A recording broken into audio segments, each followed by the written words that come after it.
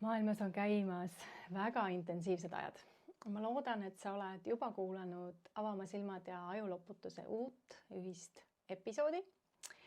Ja samuti, et sa oled juba tellinud omale jumalate mängud uue raamatu, ehk siis Avama silmad 3. Ja sellel pühapäeval on meil tulemas veebiseminar Reaalsuste lahknemine vol 4, kus ma räägin siis täpsemalt seda protsessi, millesse inimkond praegu sisenemas on.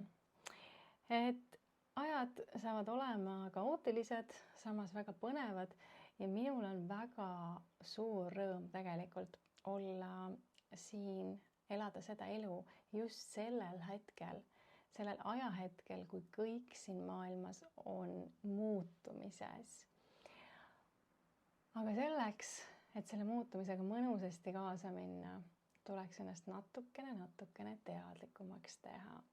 Seega, telli omale uus raamat, tule kuula uut veebiseminari sellel pühapäeval.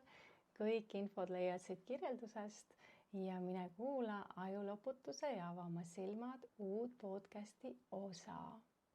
See on väga põnev.